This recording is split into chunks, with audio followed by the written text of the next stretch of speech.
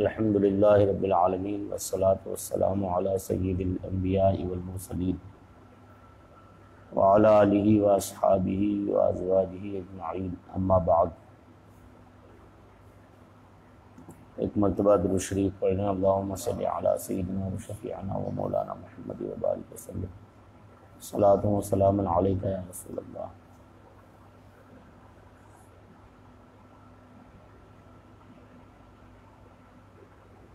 بات چل رہی تھی سلوک کے مقامات عشرہ کی۔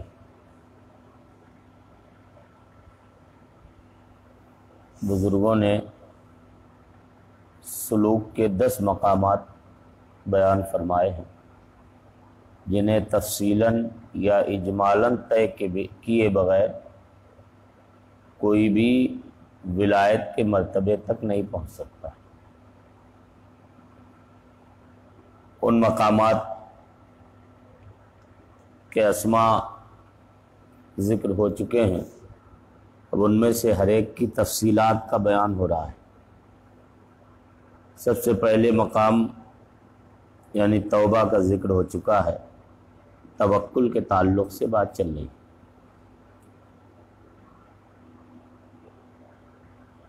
بڑی قیمتی اور مفید معلومات صوفیاء کرام نے اپنی کتابوں میں درج فرمائی ہیں۔ خاص طور پر سیدنا امام محمد غزالی رضی اللہ تعالیٰ عنہ نے احیاء العلوم شریف میں، ہم پہلے بھی آپ سے ذکر کر چکے ہیں کہ امام غزالی نے علم تصوف کو بام عروج تک پہنچا دیا، اور وہ باریکیاں، وہ دقائق انہوں نے ذکر فرما دیے ہیں کہ جن پر عموماً لوگوں کی نگاہ نہیں پہنچ سکتی۔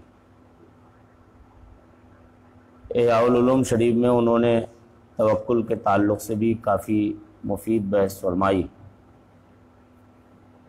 جس کا خلاصہ اور نچوڑ اور اس کے علاوہ دیگر کتب تصوف سے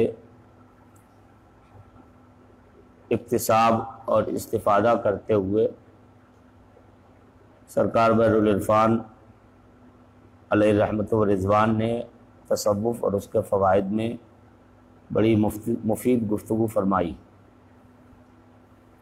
کچھ باتیں پچھلے درس میں ہو چکی ہیں توکل کے تعلق سے۔ مقامات عشرہ میں سے دوسرا مقام کیا ہے؟ توکل۔ توکل کے معنی اور مفہوم کو بھی ہم نے بیان کیا تھا پچھلے درس میں، اور قرآن و حدیث سے اس کے چند فضائل بھی ذکر کیے تھے۔ اختصار کے ساتھ اگر آپ اسے دہرانا چاہیں تو کہہ سکتے ہیں آپ کہ توکل یہ وکلا توکیل سے ماخوذ، جس کا معنی ہوتا ہے کسی کے کوئی کام سپرد کرنا۔ تصوف میں توکل کہتے ہیں اپنے تمام معاملات کو رب تعالیٰ کے حوالے کرنا، اپنے تمام معاملات کو رب تعالیٰ کے حوالے کرنا، یہ توکل۔ اب توکل کے فضائل قرآن پاک میں جگہ جگہ ہم نے آپ کو کئی آیتیں پچھلی بار بھی سنائی تھی کہ اللہ رب العزت فرماتا ہے وَعَلَى اللَّهِ فَلْيَتَوَكَّلِ الْمُتَوَكِّلُونَ وَعَلَى اللَّهِ فَلْيَتَوَكَّلِ الْمُؤْمِنُونَ وَمَن يَتَوَكَّلْ عَلَى اللَّهِ فَهُوَ حَسْبُهُ وغیرہ وغیرہ۔ قرآن مقدس میں کئی امر کے ساتھ میں، کہیں امر حاضر اور کہیں امر غائب کے طور پر وَعَلَى اللَّهِ فَتَوَكَّلُوا امر حاضر کے طور پر فرمایا گیا، سمجھ رہے آپ؟ کہیں فَلْيَتَوَكَّلْ امر غائب کے طور پر فرمایا گیا، کہیں وَمَن يَتَوَكَّلْ عَلَى اللَّهِ فَهُوَ حَسْبُهُ فرما کے توکل کی اہمیت اور افادیت کو بڑے ہی مختصر اور جامع انداز میں بیان فرمایا گیا۔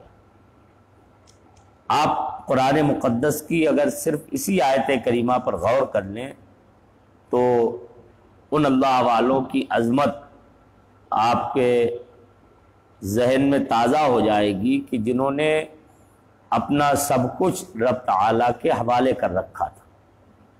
اللہ کیا فرما رہا ہے؟ وَمَن يَتَوَكَّلْ عَلَى اللَّهِ فَهُوَ حَسْبُهُ، جو اللہ پر توکل کرے گا اللہ اسے کافی ہوگا۔ اب کفایت کرنا، یہ جو جتنی قدرتیں رکھتا ہے، جو جتنا علم رکھتا ہے، جو جتنی طاقت رکھتا ہے، اختیار رکھتا ہے، کفایت کرنا بھی اسی اعتبار سے ہوتا ہے۔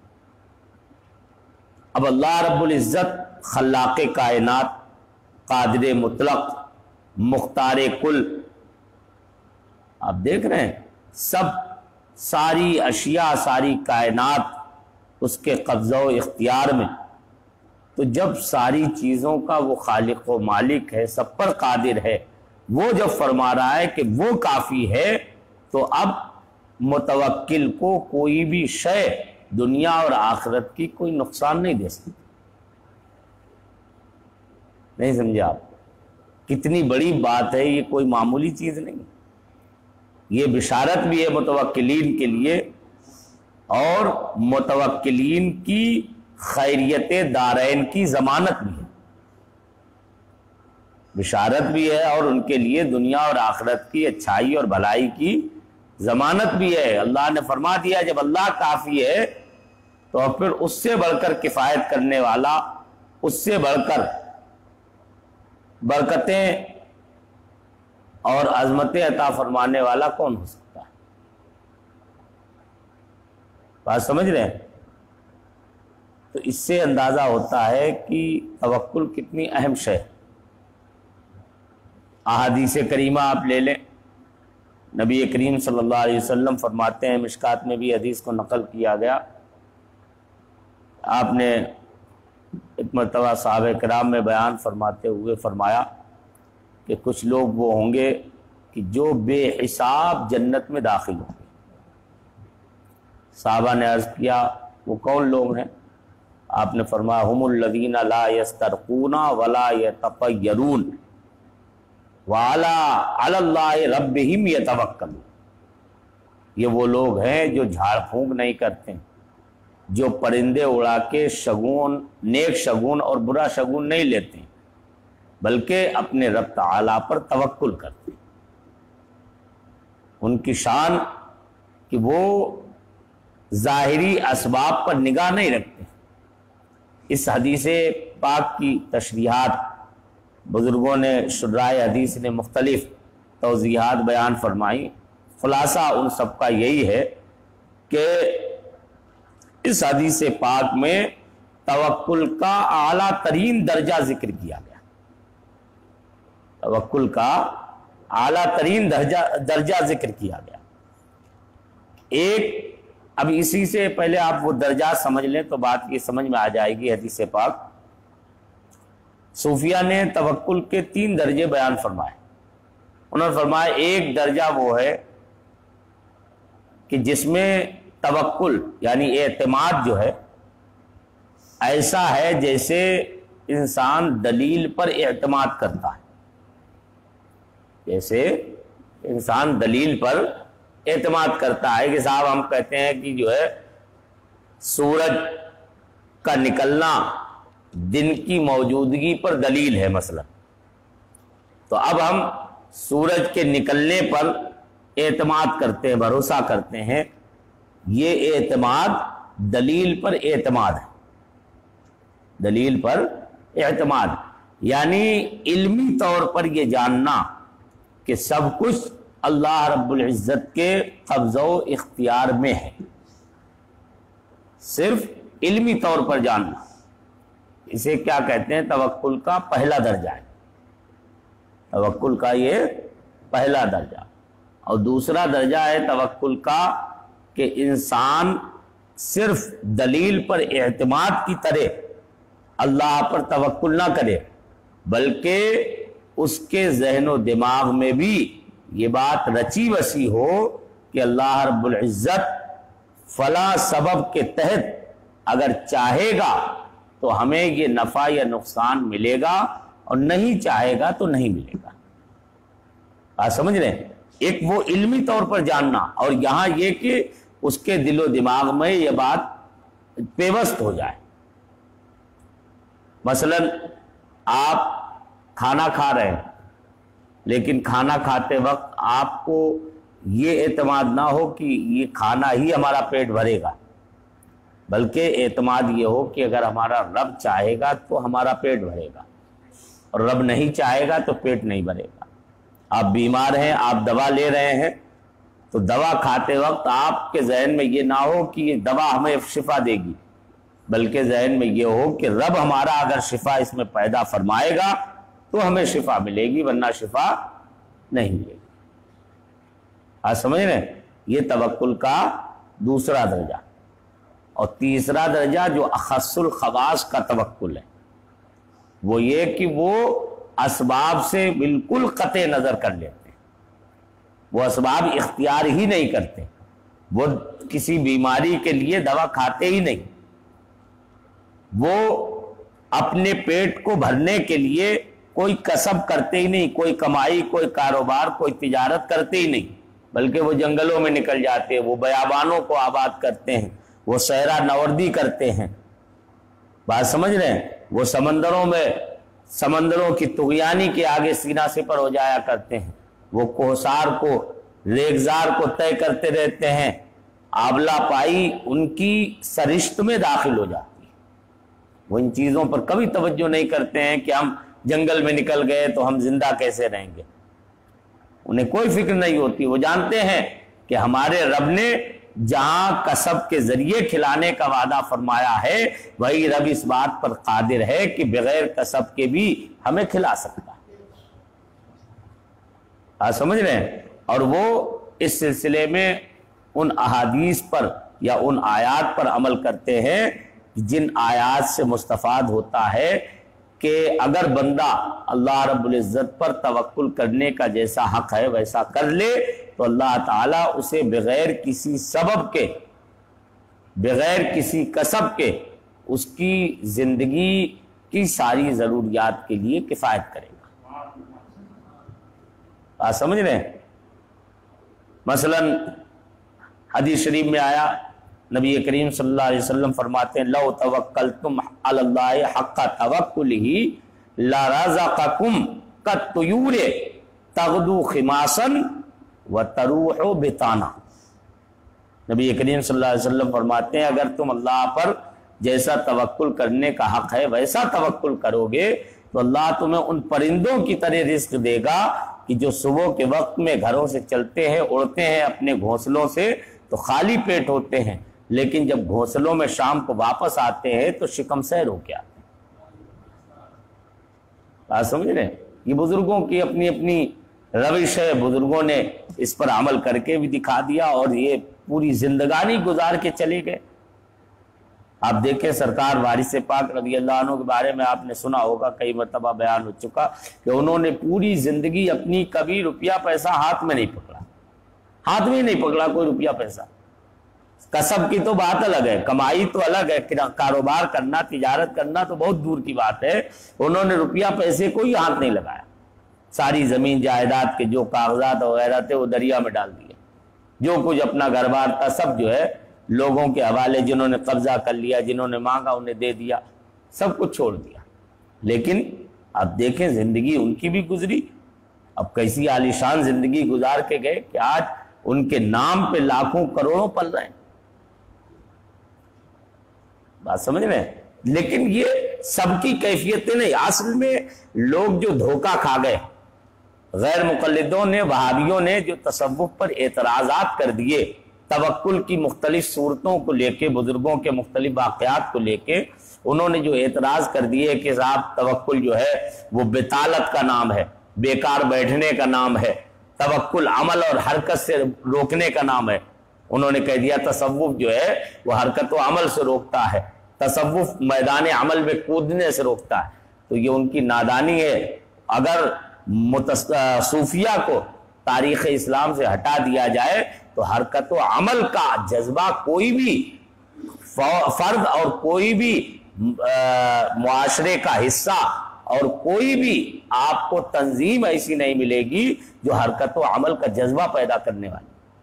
یہ صرف صوفیہ ہیں جنہوں نے حرکت و عمل کا جذبہ وہ بیدار کیا کہ بھوکے رہ کے انہوں نے 3 دن پیاسے بھوکے رہ کے 7 دن کا روزہ رکھ کے بھی انہوں نے لوگوں کو راہ حق کی طرف دعوت دے کے بتا دیا کہ صرف پیٹ بھر کے ہی دعوت نہیں دی جا سکتی ہے، بھوکے پیٹ رہ کے بھی راہ خدا کی طرف بلانے کا کام کیا جا سکتا۔ آج سمجھ رہے ہیں؟ تو حرکت و عمل سے روکنے والے نہیں تھے۔ یہ مختلف کیفیتیں ہوتی ہیں۔ توکل کے جو 3 درجے بیان کیے گئے، اس میں حکمت یہی ہے کہ اگر آپ پہلے درجے پر وہ تیسرے درجے پر عمل کرنے کی ہمت اور حوصلہ نہیں رکھتے ہیں تو آپ دوسرے پر کر لیں، دوسرے پر نہیں کر سکتے ہیں تو کم از کم تیسرے پر ہی کر لیں جو پہلے والا درجہ ہے۔ آپ پہلے والے درجے پر بھی اگر عمل کر رہے ہیں تو آپ متوکل کہے جائیں گے۔ یہ الگ چیز ہے۔ توکل کا اعلیٰ درجہ یہی ہے کہ آپ سب سے قطع نظر کر کے صرف اور صرف اپنے خالق و مالک جل و علا کی ذات اقدس پر اعتماد اور بھروسہ کریں اور اسی پر توکل کریں، تو پھر اس کی برکتیں جو نازل ہوں گی وہ ایک زمانہ اس کی نشانیوں کو دیکھے گا اور ایک زمانہ تماشا دیکھے گا، لیکن یہ کیفیتیں دھیرے دھیرے پیدا ہوتی ہیں، رفتہ رفتہ پیدا ہوتی ہیں۔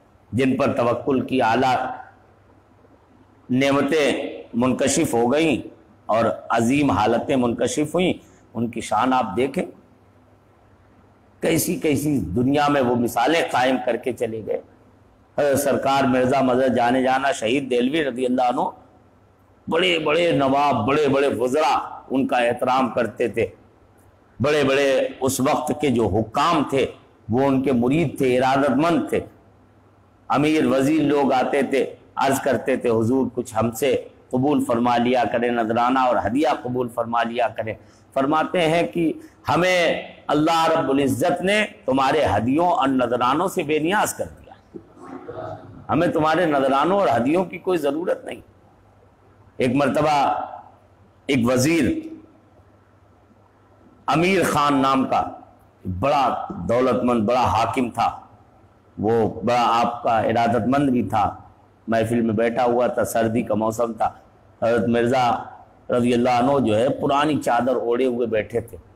اس نے دیکھا تو کافی مریدین بھی بیٹھے ہوئے تھے، تو آنکھوں میں آنسو آ گئے اس کے، رونے لگا، کہنے لگا کتنی ہماری کم نصیبی ہے کہ ہمارا مرشد، ہمارا رہبر، جس سے ہم ارادت رکھتے ہیں، جس کی بارگاہ میں ہم بندگی کے سجود لٹایا کرتے ہیں، جس کے ایک اشارے پر ہم اپنی جانیں دے سکتے ہیں، وہ ہم سے نذرانے قبول نہیں کرتے ہیں، اور خود ایسی حالت ہے کہ پھٹی پرانی ایک بوسیدہ چادر اوڑے ہوئے ہے اور بڑے بڑے فساق و فجار نعمتوں میں، آسائشوں میں رہ رہے ہیں۔ رونے لگا وہ۔ تو مرزا نے ایک شعر سنایا فارسی میں، اس سے خلاصہ یہ فرمانے لگے کہ میں نے سارے کام اپنے اپنے خدا کے سپرد کر دیے ہیں، مجھے امیر خان کی دولت کی کوئی ضرورت نہیں ہے۔ یہ شان تھی ان کی۔ ایک وزیر ایک دن اس نے جو ہے اپنے خادم کے ساتھ ہاتھ میں جو ہے بہت سی دولت بھیجی سرکار مرزا کی بارگاہ میں، اور عرض کیا کہ سرکار مرزا اسے فقیروں کے لیے، درویش جو خانقاہ میں رہتے ہیں ان کے لیے قبول فرما لیں، یہ بہت حلال اور بڑی میری گاڑی کمائی کا حصہ ہے، میں نے کوئی ظلم و ستم سے یا کسی بھی ہیلے سازی سے اسے حاصل نہیں کیا۔ آپ کے بارگاہ میں جب پہنچا لے کے خادم، تو آپ نے فرمایا، واپس کر دیا، فرمایا مجھے جو ہے امیر و وزیروں کی دولت سے اللہ تعالیٰ نے بے نیاز کر رکھا ہے، ہمارے فقیروں کا اور ہمارا خرچہ رب تعالیٰ کے ذمہ کرم پر ہے، وہ چلایا کرتا ہے، ہمیں کوئی حاجت نہیں۔ واپس کر دیا۔ دوبارہ پھر ایک مرتبہ اس نے کوشش کی اور خود 30,000 درہم غالباً لے کے آیا اور آپ کی بارگاہ میں ڈھیر کر دیا کہ ہاتھ جوڑ کے کھڑا ہو گیا، حضور قبول فرما لے، بڑی کرم نوازی ہوگی۔ آپ نے فرمایا نہیں، میں ہدیے، اگرچہ ہدیہ منع کرنا یہ سنت کے خلاف ہے، لیکن ہدیہ قبول کرنا واجب بھی نہیں۔ ہدیہ قبول کرنا واجب بھی نہیں فرمایا، اور جبکہ ہدیہ قبول کرنے میں ضرر کا اندیشہ ہو تو اس سے بچنا ہی بہتر ہے، اس لیے میں تمہارا یہ ہدیہ قبول نہیں کر سکتا ہوں، دنیا کی رغبت اور دنیا کی طرف توجہ اس سے پیدا ہو جائے گی، اور اگرچہ تمہارا یہ حلال ذریعے سے ہو پھر بھی یہ ہمارے فقیروں کی تربیت کے لیے مناسب نہیں۔ اس نے بڑی منت کی، آپ نے کہا نہیں اٹھا کے لے جاؤ، آخر میں کہنے لگا حضور اتنا کریں اچھا فقیروں میں اپنے ہاتھ سے ہی بانٹ دیں، تو ارشاد فرمایا، جلال میں آگے فرمایا میں تیرا نوکر نہیں ہوں، اگر بانٹنے کا اتنا ہی شوق ہے تو یہاں سے بانٹنا شروع کر، اپنے گھر تک پہنچ نہیں پائے گا، اس سے پہلے غریبوں میں سارا تقسیم ہو جائے گا۔ سبحان، اب دیکھیں بے نیازی، یہ بے نیازی یہ معمولی چیز نہیں تھی۔ آج کے دور کا مسلمان یا عام مولوی یا عام اہل خانقاہ ان رمزوں کو نہیں سمجھ سکتے، ان باریکیوں سے آگاہ نہیں ہے۔ اگر ان رازوں کو وہ سمجھ جاتے اور ان اسرار سے آگاہ ہو جاتے تو اپنی کلاہ فقر کو کبھی بھی بڑے بڑے مالداروں کی چوکھٹ پہ رگڑنے کی کوشش نہیں کرتے، بلکہ ہمیشہ وہ اپنی عزتیں بچا کے رہتے۔ تو آج بڑے بڑے سیٹھوں کے اندر بدعملی کے باوجود بھی آج یہ بے راہ روی نہیں پیدا ہوتی۔ آج کے دور میں جو پیدا ہوگی یہی ہے، لوگ سوچتے ہیں بڑے مالدار ہو جاتے ہیں، سوچتے ہیں کہ بڑے پیر صاحب کو بلا لیں گے، ارے انہیں 1 لاکھ روپیہ نذرانہ دے دیں گے، پیر صاحب ہمارے لیے دعا کر دیں گے، لاکھوں کا مریدوں کا ہزاروں کا مجمع ہو جائے گا، ہماری شان بڑھ جائے گی، بس بات ختم۔ چاہے سود بیاج سے حاصل کیا ہو، چاہے چوری ڈکیتی سے حاصل کیا ہو، چاہے کسی کا حق مارا ہو، چاہے ظلم و ستم کیا ہو، کچھ بھی کیا ہو۔ اب دیکھ رہے ہیں اس سے کیا بے راہ روی، ان بزرگوں کی نگاہ کتنی باریک تھی اور کیسی دقیق نظر رکھتے تھے، وہ جانتے تھے کہ اگر ہم نے سیٹھوں کا وزیروں کا نذرانہ قبول کر لیا تو ہمارے بعد آنے والے ان کے دروازوں پہ جا کے بھیک مانگنا شروع کر دیں، اس لیے انہوں نے وہ سد راہ ہی کر دیا، بالکل دروازہ ہی بند کر دیا۔ انہوں نے کہا کہ ہم تمہارے نذرانے قبول نہیں کر سکتے۔ آپ سمجھ رہے ہیں، یہ فطری چیز ہے، بالکل آپ غور کر لیں گہرائی سے، اگر آپ دیکھیں گے آپ کو ہم اگر 10 کا نوٹ ابھی دے دیں اور آپ اسے قبول کر لیں تو آپ لاکھ ہم سے برائی رکھتے ہو، دشمنی رکھتے ہو، آپ کو نقصان پہنچا ہو ہم سے، لیکن کچھ نہ کچھ نرم گوشہ آپ کے دل میں ہماری طرف سے پیدا ہو جائے، پھر آپ ہمیں برائی پر ٹوک نہیں پائیں گے، آپ کی ہمت نہیں پڑے گی، کیونکہ حرص اور طمع انسان کی رگ رگ میں بسی ہوتی ہے، یہ معمولی چیز نہیں ہے۔ آپ توکل کو کوئی چھوٹی موٹی چیز نہ سمجھیں، توکل اتنی بڑی دولت ہے کہ جو انسان کو حرص و طمع سے روکتی ہے، توکل وہ دولت ہے جو انسان کو بخل سے روکتی ہے، توکل وہ دولت ہے جو انسان کو دوسروں کے دروازوں پر کشکولے گدائی لے کے جانے سے روکتی ہے، یہ توکل وہ چیز ہے جو انسان کے اندر غنا اور بے نیازی کی صفت پیدا کرتی ہے۔ توکل اتنی اعلیٰ نعمت ہے کہ انسان کو ایسا تاجدار بنا دیتی ہے جو کسی بھی غیر خدا کے آگے کبھی جھکتا نہیں ہے، اور جب انسان کسی کے آگے نرم نہیں پڑتا ہے تو پھر حق بات کہنے میں بھی وہ کبھی دبتا نہیں۔ حق بات آپ جبھی کہہ سکتے ہیں جب آپ کے منہ میں کسی کا نبالہ نہ ہو، آپ کسی کو برائی پر ٹوک جبھی سکتے ہیں جب آپ کسی کے احسان مند نہ ہوں، آپ کسی کو اس کی برائی سے باز رکھنے کے لیے سختی جبھی کر سکتے ہیں۔ شریعت کے اصول سہگانہ جو ہیں، 3 اصول جو ذکر کیے گئے نا، کہ دل سے برا جانو، زبان سے برا جانو، کوئی اگر برائی دیکھو، من رأى منکم منکرا، اگر تم میں سے کوئی برائی دیکھے فلیغیرہ بیدہ، اپنے ہاتھ سے اسے بدل دے، او بلسانہ، یا اپنی زبان سے روک دے، او بقلبہ، یا اپنے دل سے ہی کم سے کم برا جانے، وہو اضعف الایمان، حضور نے فرمایا دل میں برا جاننا سب سے کمزور ایمان۔ آج ہم دل میں بھی برا نہیں جانتے، آپ تجربہ کر کے دیکھ لے، آپ نے کم تجربہ کیا ہوگا، اگر نہیں کیا ہے تو خود آپ تجربہ کر کے اس بات کا دیکھ لیں، کوئی بڑے سے بڑا برا انسان ہو جس کے گناہ بے شمار ہو، آپ کو وہ 500 کا نوٹ نذرانے میں دے کے چلا جائے تو آپ اس کی برائیوں کو دھیرے دھیرے دل سے دور کرنے کی کوشش کرنے لگیں گے، تعویلیں کرنے لگیں گے آپ، ارے وہ ایسے نہیں کرتا، وہ ایسے نہیں ایسے کرتا ہوگا، دل ہی دل میں آپ، زبان سے تو آپ کچھ کہہ نہیں سکتے، ہاتھ سے روکنا تو بہت بڑی ہمت کی بات ہے، یہ تو پہلا درجہ ہے، زبان سے روکنے کی بھی آج لوگوں کو ہمت نہیں ہوتی جلدی، اور دل میں برا جاننے کا جو سب سے ادنا درجہ تھا وہ بھی حالت یہ ہو جاتی ہے اگر کسی کے آپ احسان مند ہو گئے ہیں تو آپ دل میں بھی اب اس کی برائی کو برا نہیں جانتے. سمجھ رہے آپ کتنی بڑی برائیاں پیدا ہو رہی ہیں. آج کوئی بھی برائیوں پر ٹوکنے والا نہیں. آج جو بے راہ روی بڑھ رہی ہے اس پر کوئی انسان کسی کا بائیکاٹ جو نہیں کر پاتا ہے اس کی سب سے بڑی وجہ یہی ہے کہ کچھ نہ کچھ لالچ اور حرص اس کی نظر میں ہوتا ہے کہ ہمیں اس سے یہ فائدہ ہو جائے گا, آگے چل کے ہم اس سے یہ نفع اٹھائیں گے, یہ ہمارے فلاں کام آ جائے گا, اس سے ہم یہ ادھار لے لیں گے, وہ قرضہ لے لیں گے, یا کم از کم یہ ہے کہ ہمارا کوئی مصیبت کا وقت ہوگا تو یہ ہمارے ساتھ میں کھڑا ہو جائے گا. یہ سب کیا توکل کے خلاف. متوکلین کی شان یہ نہیں ہے. متوکلین جانتے ہیں کہ اگر ہماری جان جانا ہے تو پوری دنیا کے سارے انسان لاٹھی ڈنڈے بندوق بھالے لے کے بھی ہماری حفاظت میں کھڑے ہو جائیں تو ہمیں بچا نہیں سکتے, اور اگر نہیں جانا ہے تو لاکھ دنیا ہمارے پیچھے پڑ جائے پھر بھی ہمارا بال بیکا نہیں کر سکتے. سمجھ رہے آپ, یہ توکل نے یہ غنا پیدا کر دیا. جب آپ کے ذہن میں یہ بات آ گئی کہ اللہ کی مرضی کے خلاف اس کی رضا کے بغیر کوئی ہمیں ادنا سا ضرر نہیں پہنچا سکتا ہے, فائدہ نہیں پہنچا سکتا ہے, تو پھر آپ کے اندر توکل کی دولت پیدا ہو جائے گی. بات سمجھ رہے, توکل ایسے ہی پیدا ہوتا. پہلے بے نیازی آئے گی, پہلے دوسروں سے لالچ ختم ہوگا, پہلے آپ کے دل سے بخل ختم ہوگا, سخاوت پیدا ہوگی, تب آپ کے اندر توکل کی دولت پیدا. بات سمجھ میں آ رہی کہ نہیں؟ بات بہت لمبی ہو گئی بہرحال, لیکن یہ بڑی قیمتی چیزیں, اور خاص طور پر ہم مولویوں کو آج کے دور میں توکل کا درس بہت گہرائی سے پڑھنے اور سننے کی ضرورت ہے. آج اکثر مولوی کہہ دیتے ہیں ارے مولویت میں کیا رکھا ہے.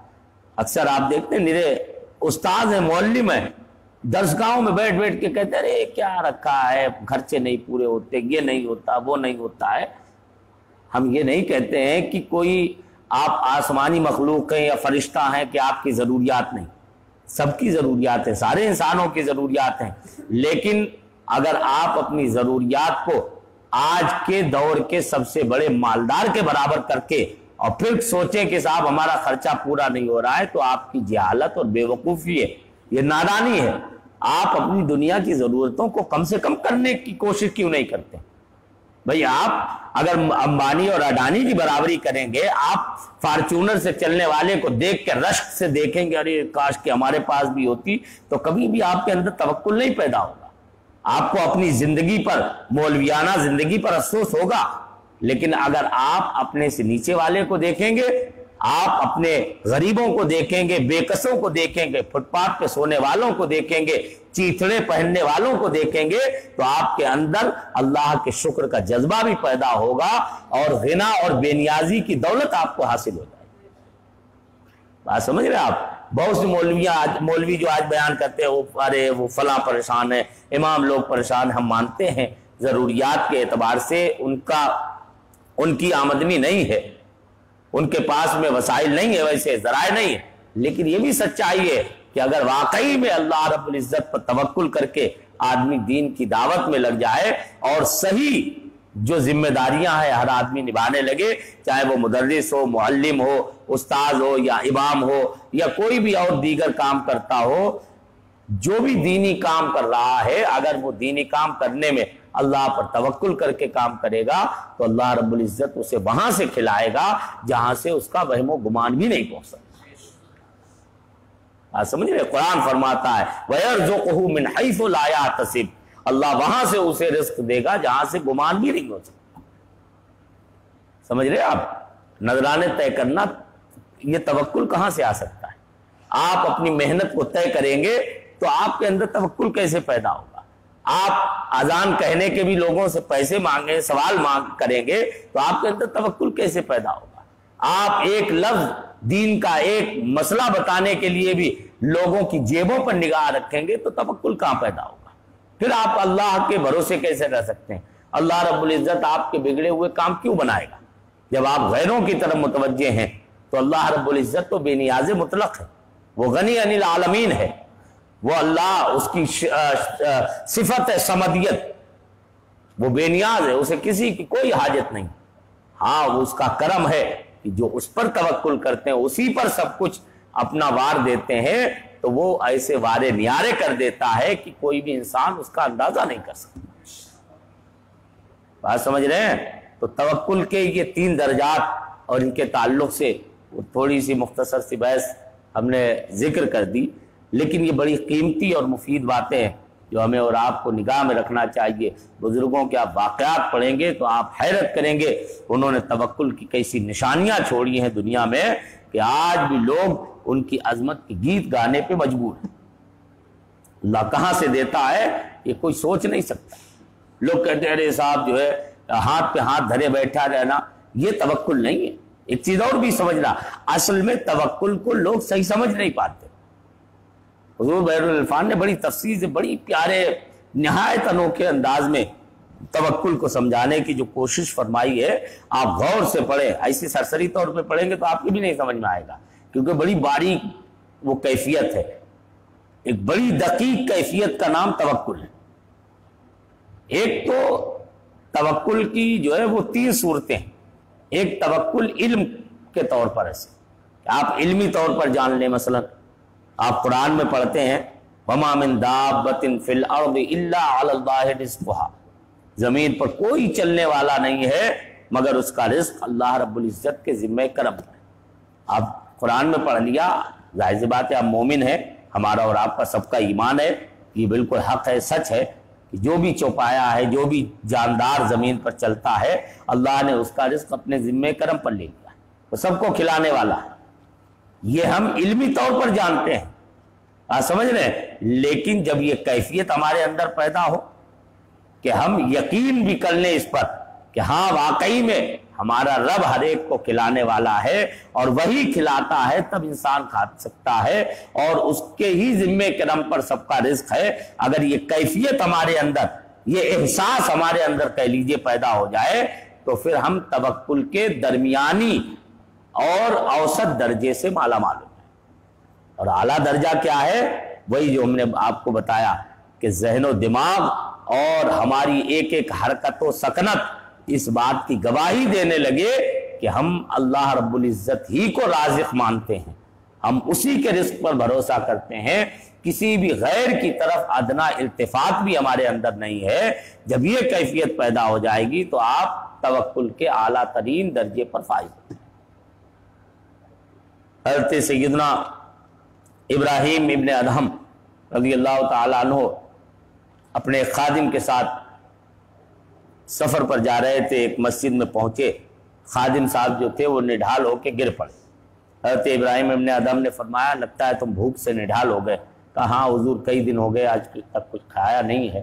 تو آپ نے فرمایا اچھا. ایک پرچہ دیا اور فرمایا جاؤ کسی اور کی طرف دھیان مت دینا، راستے میں تمہیں جو پہلا شخص ملے اسے تم یہ روکا، یہ پرچہ دے دینا. وہ گئے، ادھر ادھر نہیں دیکھا، سامنے سے دیکھا ایک خچر پہ ایک شخص سوار چلا آ رہا ہے. وہ قریب آیا تو اسے انہوں نے وہ پرچہ دے دیا. اس نے وہ پرچہ پڑھا تو رونے لگا، بلک بلک کے رونے لگا. کہنے لگا یہ پرچہ لکھنے والے صاحب کہاں ہیں؟ اس نے بتایا کہ فلاں مسجد میں آرام فرما ہے. اس نے کہا اچھا. اس نے اپنے پاس سے جو ہے ایک تھیلی نکالی جس میں 600 درہم تھے اور اس خادم کے حوالے کر دی. وہ لے کے چلے آئے، مسجد میں آئے، واقعہ بیان کیا. تو حضرت ابراہیم نے فرمایا کہ ابھی تم اس تھیلی سے کچھ خرچ مت کرنا، بیٹھے رہو یہاں، ابھی دیکھو تھوڑی دیر میں وہ شخص خود آ رہا ہوگا.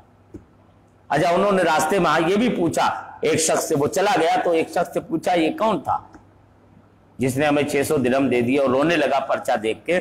تو اس نے بتایا کہ یہ تو عیسائی ہے. تو ابھی نے اور زیادہ تعجب ہوا کہ عیسائی اور ابراہیم ادم کے پرچے کو دیکھ کے رویا اور اتنی کثیر تعداد میں اس نے جو ہے رقم ہمیں دے دی ہے، آخر وجہ کیا آئے؟ بتایا پوری بات. تو انہوں نے فرمایا ابھی خرچ مت کرنا، وہ آ رہا ہوگا. تھوڑی دیر گزری تھی کہ دیکھا وہ عیسائی پہنچا، حضرت ابراہیم ادم کے قدموں پہ سر رکھ دیا اور کہا حضور مجھے کلمہ پڑھا کے مسلمان کر. اور وہ 600 درہم اس نے حوالے کر دیے، کہا یہ آپ کی خدمت کے لیے.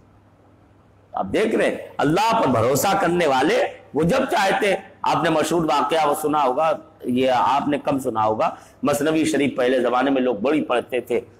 حضرت مولانا جلال الدین رومی رضی اللہ عنہ کی مثنوی شریف بڑی مشہور، جسے آپ جانتے ہیں علماء نے جس کے بارے میں کہا ہے مثنوی مولوی معنوی ہست قرآن در زبان پہلوی، مولوی معنوی کہا جاتا ہے انہیں، حقیقی، معنوی کا مطلب حقیقی مولوی، کہ واقعی میں اگر کوئی مولا والا ہے، مولوی کا مطلب یہاں پر مولا والا، علماء نے فرمایا کہ اگر واقعی میں کوئی حقیقی طور پر مولا والا ہے تو وہ روم کا جلال الدین رومی، جنہوں نے فارسی زبان میں مثنوی کی صورت میں گویا کہ قرآن لکھ دیا۔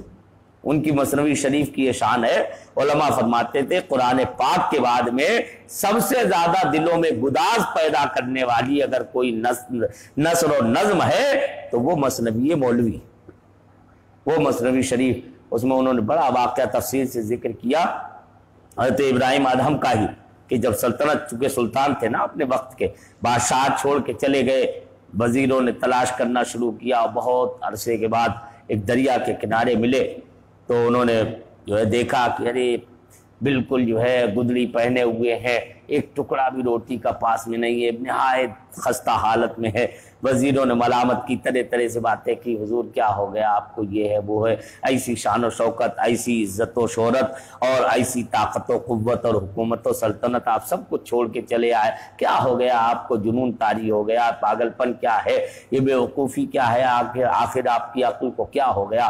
ہم تو آپ کی عقل و دانش کے جو ہے حوالے دیا کرتے تھے، لوگوں کو بتایا کرتے تھے ہمارا سلطان اتنا عقل مند ہے، یہ وہ طرح طرح کی بہرحال بہت سی باتیں کی، لعنت و ملامت کی کہ اتنی بڑی حکومت سلطنت چھوڑ کے چلے آئے، کیا حاصل ہوا؟ تو آپ بھی رمز میں تھے، فرمایا معلوم ہے کیا حاصل ہوا؟ اپنی گدڑی سل رہے تھے سوئی سے، تو وہ سوئی دریا میں پھینک دی، دریا میں پھینک دی، اس کے بعد فرمایا مچھلیوں میری سوئی ڈھونڈ کے لا۔ تو مثنوی شریف میں درج ہے کہ ہزاروں مچھلیاں جو ہے سونے کی سوئیاں اپنے منہ میں لے کے ظاہر ہو گئی۔ آپ نے فرمایا مجھے سونے کی سوئی نہیں چاہیے، مجھے اپنی سوئی چاہیے۔ ایک مچھلی آئی اور اس نے آپ کی سوئی آپ کی بارگاہ میں پیش کر دی۔ آپ نے فرمایا یہ بتاؤ وہ سلطنت زیادہ طاقتور تھی یا یہ سلطنت زیادہ طاقتور؟ وہاں تو میری انسانوں پر حکومت چل رہی تھی اور آج یہ دریا کے جانوروں پر بھی میری حکومت چل رہی ہے۔ یہ اللہ والے تھے، ان کی عجیب شان تھی، وَمَن يَتَوَكَّلْ عَلَى اللَّهِ فَهُوَ حَسْبُهُ۔ یہ ہمیشہ پیش نظر رکھو، کبھی بھی جو ہے عزت فقر کا سودا مت کرنا۔ یہ مولویت معمولی چیز نہیں ہے۔ پہلے کے زمانے میں علماء کو آپ دیکھتے تھے، آج لوگ ہمارے نیرے مولوی پہلے کے زمانے کے علماء پر اپنے آپ کو قیاس کر کے بہت سے معاملات میں وہ کام کر دیتے ہیں جو سنیت کے لیے نقصان دہ ہو جاتے ہیں۔ مثلا پہلے کے زمانے کے علماء جیسے کسی کو ڈپٹ دیا سر عام، سر محفل کسی کو جو ہے ٹوک دیا، اور گالی بہت الٹا سیدھا کہہ دیا، ایسی باتیں کہہ دی جو اس کی عزت نفس کو پامال کرنے والی ہو، ایسی باتیں پہلے کے علماء کر دیتے تھے۔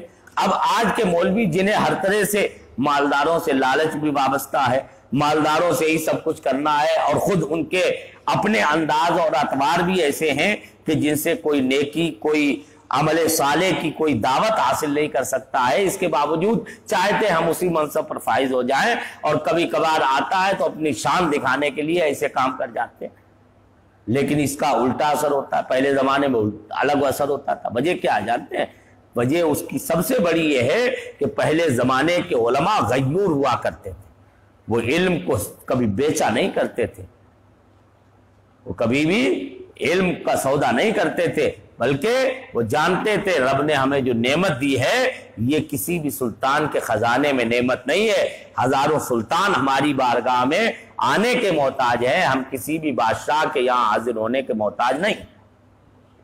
یہ ان کے اندر استغنا اور بے نیازی تھی، تو وہ جسے چاہتے تھے ٹوک دیتے تھے، بادشاہوں کو سر دربار ٹوک دیا کرتے تھے۔ تب ان کے اندر یہ شان پیدا ہوتی تھی کہ وہ نہیں، سرکار غوث اعظم بغداد کی جامع مسجد میں کھڑے ہو کے اپنے وقت کے عظیم سلطنت اور خلافت کے وزیر کو ٹوک دیا کرتے تھے، یا اظلم الظالمین فما جوابک عند احکم الحاکمین۔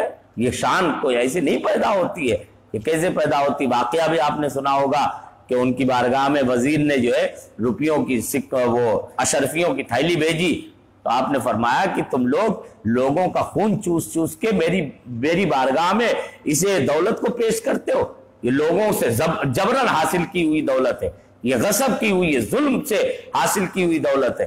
وزیر نے کہا حضور آپ نے مجھ پر تو الزام لگا دیا، یہ میری بہت حلال اور گاڑی کمائی ہے، بالکل کسی طرح کے شک و شبہ سے بالا تر ہے۔ آپ نے فرمایا اچھا، تھیلی نچوڑی تو اس سے خون کے قطرے ٹپکنے لگے، وہ قدموں پہ گر گیا، کہا حضور معاف کر دیا جائے۔ یہ کیسے حاصل ہوتا؟ اگر وہ قبول کر لیتے تو پھر وہ بغداد کی جامع مسجد میں کھڑے ہو کے حاکم کو اور وزیر کو ٹوک نہیں سکتے تھے، اور وہ نذرانوں پر ہی پلتے ہوتے تو پھر وہ کبھی بھی حاکم کے آگے کبھی زبان درازی نہیں کر سکتے۔ وہ نذرانوں پر نہیں پلتے تھے، بلکہ وہ جانتے تھے ہمارا رب وہ ہے جو ہر پرند و چرند کو کھلاتا ہے تو وہ ہمیں بھی کھلائے گا۔ اس نے ہماری ماں کے پیٹ میں ہمارے آنے کے بعد ہی جب ہماری پوری روزی مقرر فرما دی، لکھ دی ہے، تو ہمیں اتنا ہی ملے گا جتنا ہماری قسمت میں، چاہے ہم لاکھ کوشش کر لیں اس سے ایک حبہ ایک دانہ ہمیں زیادہ نہیں مل سکتا ہے، اور چاہے ہم کتنا ہی کچھ کریں ایک دانہ اس میں سے کم نہیں ہو سکتا۔ جب مقرر ہے تو پھر بس ہمارے اور آپ کے لیے ضروری ہے کہ ہم جائز طور پر دینی معاملات میں کسی طرح کی جہاں آنچ نہ آئے، جائز طور پر اسباب کو اگر اپنانے کی ضرورت پڑے تو اسباب کو اپنا لیں، لیکن نظر صرف اور صرف اپنے خدا پر ہونا، اسباب پر کبھی بھروسہ اور تکیہ نہ ہو۔ ہمیشہ یاد رکھیں اگر اسباب پر نگاہ رکھیں گے تو اسباب کے ماتحت ہو جائیں گے۔ اچھا آخری بات اور آپ کو بتا دیں، ایک بڑی قیمتی بات ہے، علمی بات، جو آپ نظر میں رکھیں گے تو انشاءاللہ آپ بہکیں گے نہیں اور دھوکہ نہیں ہو۔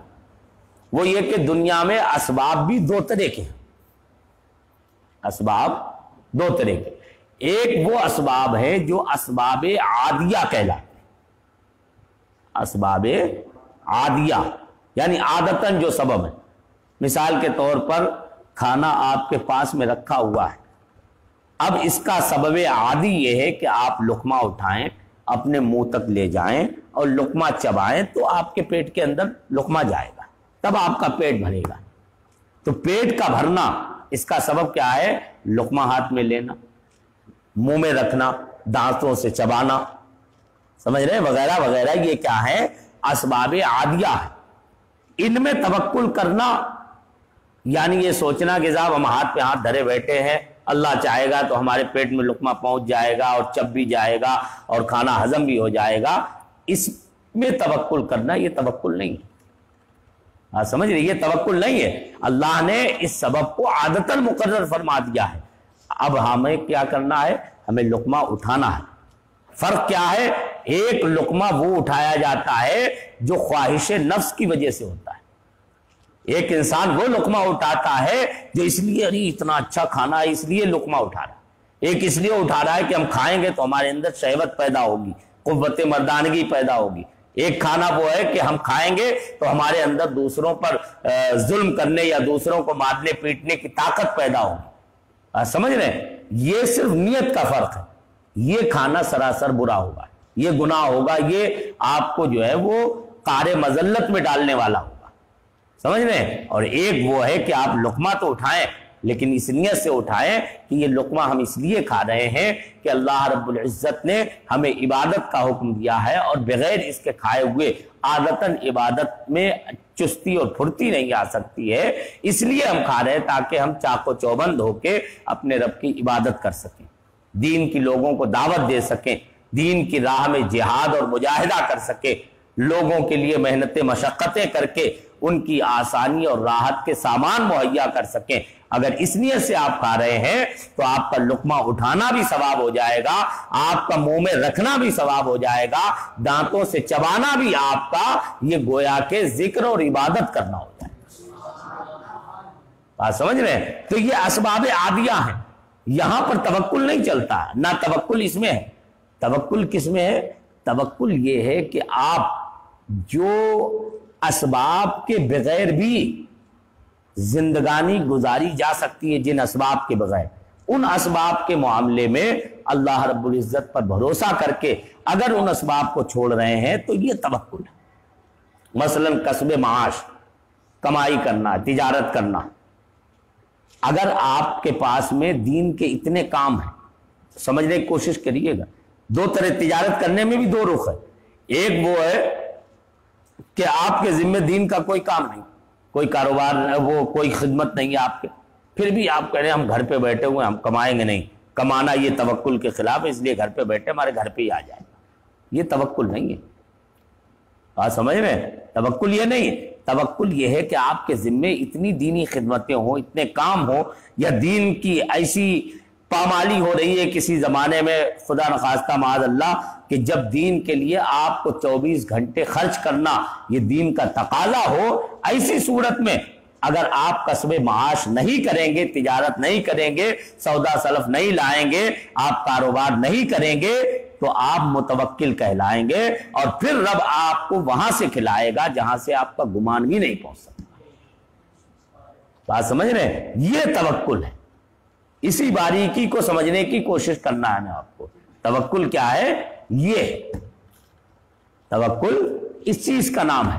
مثال کے طور پر آپ کو دین کا کئی کام کرنے کے لیے دعوت دی گئی، جیسے آج کل جلسے جلوس وغیرہ ہوتے ہیں یا دعوتی پروگرام ہوتے ہیں.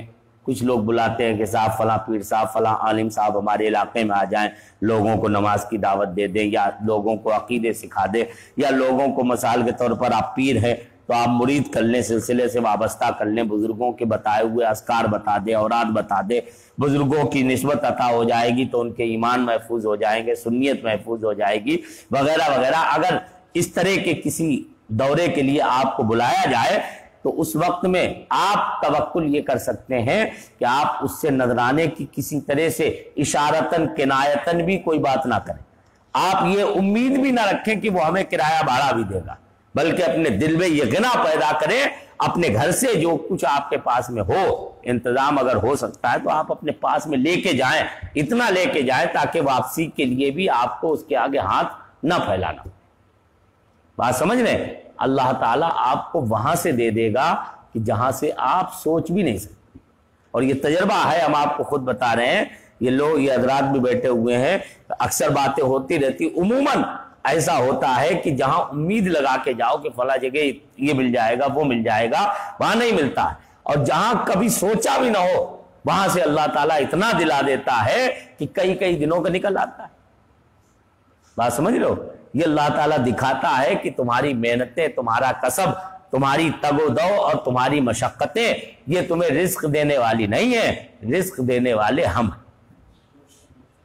بات سمجھ رہے ہیں؟ تو اس طرح کے معاملات میں ہم توکل اگر اپنے اندر پیدا کر لیں تو آج جو برائیاں پیدا ہو رہی ہیں نا، مشقتیں آتی ہیں، پریشانیاں تو ہوتی ہیں. اکثر ایسا ہوتا ہے کہ لوگ جو ہے بہت سے معاملات میں ہمیں اپنے نفس کشی کرنا پڑتی ہے کہ لوگ ہمیں بہت زیادہ مشہور نہیں سمجھیں گے، بہت بڑا مقرر، بہت بڑا شاعر یا بہت بڑا داعی اور مبلغ یا بہت بڑا پیر نہیں سمجھیں گے. صاحب یہ طے نہیں کر رہے ہیں، یہ 4 ویلر نہیں مانگ رہے ہیں، یہ اپنی اسٹیشن پہ آنے کے لیے صاحب فارچونر کا مطالبہ نہیں کر رہے ہیں، یا رہنے کے لیے ایئر کنڈیشن یہ ہوٹل کی ڈیمانڈ نہیں کر رہے ہیں، یا آنے جانے کے لیے یہ فلائٹ کا کرایہ نہیں مانگ رہے، تو اس کا مطلب یہ بہت مشہور نہیں ہے، بہت زیادہ لوگ انہیں جانتے مانتے نہیں. آپ کو تھوڑا لگے گا، ایسا محسوس بھی ہوگا، کبھی کبھی ایسا آپ کے سامنے رونما بھی ہوگا، لیکن اس وقت نفس پہ جبر کرنے کی ضرورت ہے اور اپنے نفس کی اس شرارت کو دبانے کی ضرورت ہوتی ہے کہ یہ کسی طرح سے ہمیں بہکانے نہ پائے.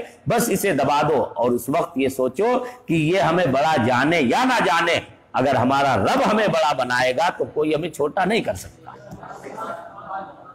بات سمجھ رہے ہیں؟ وَمَن يَتَوَكَّلْ عَلَى اللَّهِ فَهُوَ حَسْبُهُ. قرآن مقدس کی آیت ہمیشہ پیش نظر رکھو، انشاءاللہ توکل بھی حاصل ہوگا. اور اگر توکل کی دولت حاصل ہو گئی تو وہ بے نیازی حاصل ہوگی کہ اللہ تعالیٰ دونوں جہان میں عزتوں سے مالا مال کرتے. ہمارے والد صاحب ہم پڑھتے تھے اس وقت غالباً 99 یا 2000 کی بات ہے. ہم بمبئی گئے تھے جو ہے، تو وہاں اتفاق سے رمضان کے مہینے میں جو ہے قرآن بھی سنا رہے تھے وہاں، تو اسی بات چیت چل گئی تو وہ فرمانے لگے ہمیں بڑی اچھی بات، آج بھی ہمیں وہ یاد ہے، ان کی بڑی قیمتی بات انہوں نے کہی. انہوں نے کہا ہم سے کہ دیکھو بمبئی کی سرزمین پہ 2 طرح کے علماء آتے ہیں. وہ کہنے لگے ایک وہ مولوی آتے ہیں کہ جو سیٹھوں کے دروازے پہ لائن لگاتے ہیں، اور ایک وہ مولوی آتے ہیں کہ جن کے دروازوں پر ملاقات کے لیے سیٹھ لوگ لائن لگاتے ہیں. تو ہم سے کہنے لگے کہ ایسے مولوی نہ بننا کہ جو سیٹھوں کے دروازے پہ لائن لگائے، ایسے بننے کی کوشش کرنا کہ جن کے یہاں سیٹھ لوگ خود حاضر ہونے کی تمنا کریں۔ تو بہرحال وہ تو نہیں بن پائے، لیکن اللہ کا شکر ہے کہ ابھی تک جو ہے کسی سیٹھ کے دروازے پر لائن لگانے کی حضرت کے صدقے میں ضرورت نہیں ہے۔ بات سمجھ رہے؟ تو یہ چیز آپ دیکھیں کتنی بڑی چیز ہے کہ دونوں مثالیں اللہ دے رہا ہے آج کے ہی دور میں، آج ہی کے زمانے میں اللہ تعالیٰ دونوں کو دکھا رہا ہے کہ دیکھو، ایک وہ ہے کہ جو دوسروں کے دروازے پر دریوزہ گری کر رہے ہیں، گدا گری کر رہے ہیں اور کشکولے گدائی لیے کھڑے ہیں، اور ایک وہ ہے کہ جنہوں نے دنیا کو بھلے ہی انہوں نے نہیں، ان کے باپ دادا نے، سچائی تو یہ زیادہ تر وہ ہے کہ جنہوں خود نہیں لیکن ان کے باپ دادا نے ہاں ضرور اتنا کیا کہ دنیا کو ٹھوکر مار دی تھی، تو اللہ نے آج ان کے باپ دادا کے توکل کے صدقے میں ان کی اولادوں کو بھی یہ عزت دی ہے کہ ان کے دروازے پر ملاقاتیوں کی بھیڑ لگی۔ بات سمجھ رہے آپ؟ تو اس لیے ہمیں اور آپ کو توکل جیسی اگر نعمت اللہ کرے حاصل ہو جائے تو انشاءاللہ آپ دیکھیں گے دنیا میں ہم بہت بڑا دین کا کام پر لے جائیں گے۔ توکل وہ چیز ہے کہ جس کے بلبوتے پر انسان وہ کام کر سکتا ہے جو غیر متوکل کبھی نہیں کر سکتا۔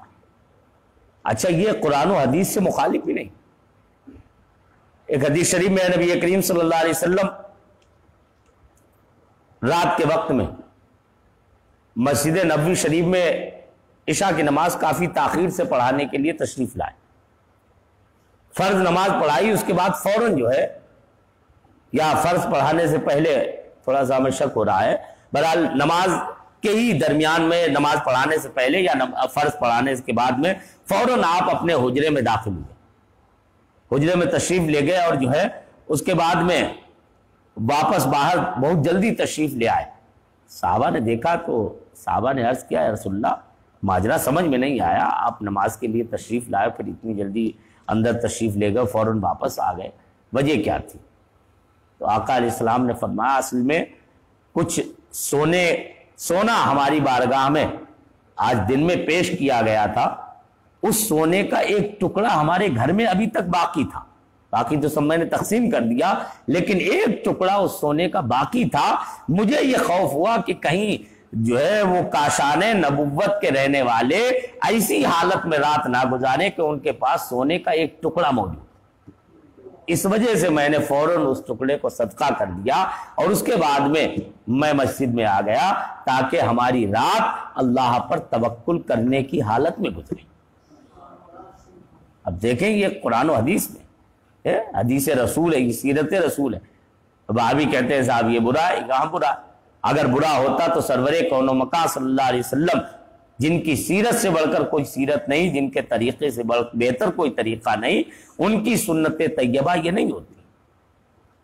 حضرت سیدہ عائشہ صدیقہ آ کر آپ نبی کریم صلی اللہ علیہ وسلم کے فخر و فاقہ اور توکل کی مثالیں پڑھیں گے تو آپ حیرت زدہ رہ جائیں گے۔ سیدہ عائشہ صدیقہ رضی اللہ عنہ فرماتی ہیں کہ نبی کریم صلی اللہ علیہ وسلم کا وصال ہو گیا، لیکن کبھی بھی آپ کے دسترخوان پر 2 کھانے ایک ساتھ جمع نہیں ہوئے، 2 سالن ایک ساتھ جمع نہیں۔ توکل کی تو شان تھی، ورنہ ان کی شان کیا تھی؟ فرماتے تھے لو شئت لسارت معی الجبال ذابا، اگر میں چاہوں تو سونے کے پہاڑ ہمارے ساتھ چلا کریں، لیکن فرماتے ہیں لیکن مجھے یہ پسند ہے کہ میں ایک دن کھاؤں تو اللہ کا شکر ادا کروں، اور ایک دن بھوکا رہوں تو صبر کروں۔ یہ توکل ہے۔ توکل کی اعلیٰ نشانیاں پیش کر کے چلے گئے، وہ ہمیں بتا کے چلے گئے کہ اگر یہ راہ اپناؤ گے تو دونوں جہان کی تاجداری اور سربلندی تمہارے قدم چومے گی۔ نری مثالیں بے شمار توکل کے تعلق سے آپ پڑھیں گے تو بزرگوں کی پوری کتابیں بھری پڑی، زیادہ واقعات یا زیادہ مثالیں اور دلیلیں بیان کرنے کے بجائے ہمیں اور آپ کو چاہیے کہ ہم اصل توکل کو سمجھیں اور اس پر اپنے آپ کو عادی بنانے کی کوشش کریں۔ دیکھو شروع میں ہی ہم نے آپ سے کہا تھا، یاد ہوگا چاہے آپ کو، شروع میں یہ مقامات کی بات شروع کرنے سے پہلے ہم نے آپ سے کہا تھا کہ ہمیں رفتہ رفتہ اپنی عادتوں میں ان مقامات کی خوبیوں کو بسانے کی کوشش کرنا چاہیے۔ مثلا توبہ ہے تو کیفیت توبہ کو دھیرے دھیرے کر کے ہمیں اپنے اندر پیوست کرنے کی کوشش کرنا چاہیے۔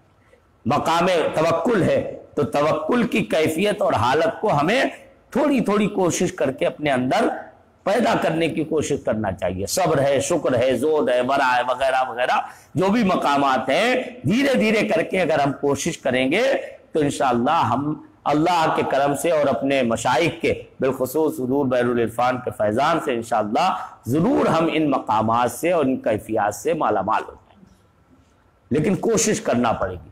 تصوف اصل ہے ہی کوشش اور حرکت و عمل کرنا، ایک بری عادت سے اچھی عادت کی طرف پلٹنے کا نام تصوف۔ جب ہم اچھی عادتیں اختیار کریں گے تو انشاءاللہ ہم بھی صحیح تصوف کے حامل ہو جائیں گے اور دنیا کو انشاءاللہ سکون و اطمینان کی راستہ دکھانے کے لائق بن جائیں گے۔ اللہ تعالی ہمیں اور آپ کو عمل کرنے کی توفیق عطا فرمائے۔ دعا آپ چالو رہنا، آدھے آپ وضو کر دیے وہ آن لائن دقت ہے کیا؟ اچھا۔ اللہم ربنا آتنا فی الدنیا حسنۃ وفی الآخرۃ حسنۃ وقنا عذاب النار۔ یا اللہ یا رحمان یا رحیم، پیارے حبیب صلی اللہ علیہ وآلہ وسلم کے طفیل اور ہمارے مشائخ اعظام رحمہم اللہ کے طفیل، ہمیں تمام مقامات سلوک جلد سے جلد طے کرنے اور ان پر کاربند ہونے کی توفیق عطا فرما، دوسروں کو بھی ان مقامات کی خوبیوں سے آراستہ کرنے کا ہمیں سلیقہ اور طریقہ عطا فرما، توفیق رفیق عطا فرما۔ مولا کریم ہمیں علوم نافعہ کی تحصیل کا شوق اور ذوق عطا فرما، علوم نافعہ کی حفاظت کی توفیق عطا فرما، علوم نافعہ کو یاد رکھنے اور دوسروں تک پہنچانے کا جذبہ اور سلیقہ عطا فرما۔ مولا کریم اپنے محبوب و مقبولوں کے طفیل بالخصوص سرکار بحر العرفان مفتی آفاق احمد مجددی رحمت اللہ علیہ کے آستانے کے صدقے میں مولا ہمیں دونوں جہان میں سرخروئی بلائی کامرانی عطا فرما، ہمیں بھی مقام توبہ و توکل کی دولت سے مالا مال فرما۔ یا اللہ ہمیں تمام مقامات سلوک پر کاربند ہونے کی توفیق عطا فرما۔ وصلی اللہ تعالی وسلم وبارک علی خیر خلقہ سیدنا محمد وآلہ واصحابہ وازواجہ اجمعین برحمتک یا